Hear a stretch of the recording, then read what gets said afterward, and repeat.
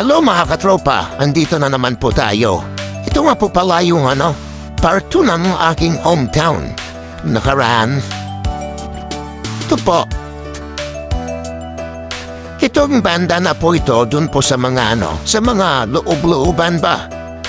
Tabi po ng mga palay, mais.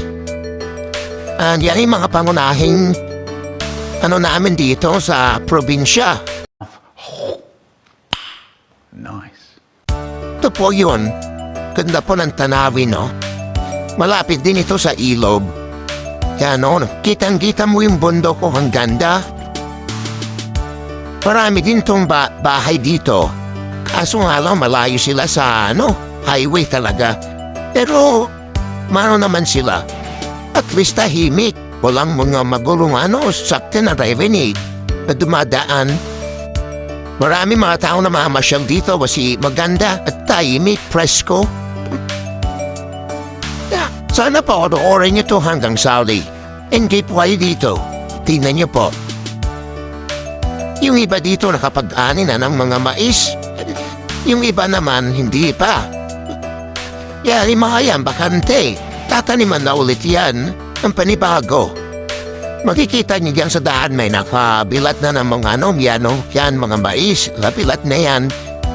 Napatigas na nila para ipagilig na nila. Try kaya natin kumuha ng mga bunga. Ano kaya nangyayari sa atin? Huwag mong subukan. Masisira ang buhay mo. Huwag na, makulong pa tayo sa gagawin natin. Masarap ilaga yan. Tapos benta natin ang di magkakapera pa. Ang galing! Ang galing! Nagbibiro lang ako. Alam mo na masama yan. Sa mga nanonood po, huwag niyo pong gawin yung mga yan. At dahil ko rin naman po gagawin yun, joke lang naman po. Okay. Tignan niyo po. Dami ng bangante. Sigurado tataniman with nila yan. Ang iba, para sa sunod na season, may mani sila. O, dami na po. Seasonal din pagtatanim nila. Pagkatapos nito, palay. Tapos sunod, mais. Sunod, mga sibuyas. Pero po, iba-iba po kasi may seasonal din po kasi. Malaki din kasi ang mga kinikita ng mga magsasaka dito.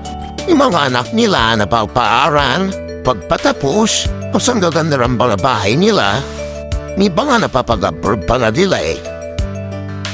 Kaya saludo po kami sa inyo mga magsasaka.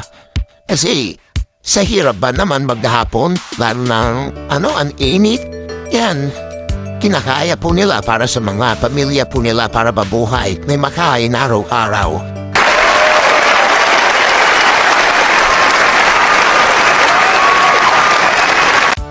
Kaya kung walang mga wala tayo kakainin bigas, di po ba tama po? Magtataka kayo siguro yung kulay ng bundok halatang siyempre summer na yon, hindi naman natin pwedeng diligan yung mga puno isa-isa.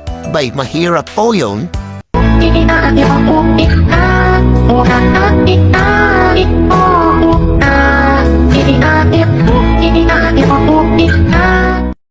Pero kung tagkulan naman, ay sobrang ganda ng kulay ng bundok yan, berdeng-berde talaga.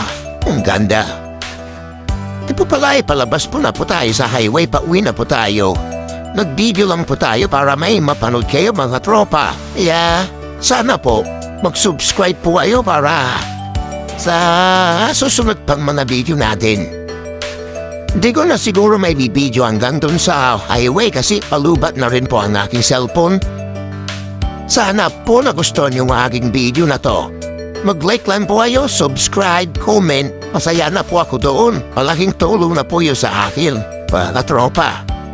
Oh my God! Wow! Napin nyo lang po yung yung part 1 nito. Maganda rin. Sa highway po yun eh. Ito naman sa looban. Baga. Ang dami ng mga bahanting tataniman dyan, no? Yung iba, katatanim pa lang. Di kasi sila sabay-sabay na nagtanim. Siyempre, yung iba kasi siguro kinapos pa sa budget. Kaya, yan ang nangyari. Pero sa part na to o kaya dyan sa kabila, pwede na anihin lahat ang mga tanim nila. Sikita mo naman, no? Tignan, no? Oh, yan mga yan. Di na yung mga anihin. Siguro sabay-sabay na yung mga yan.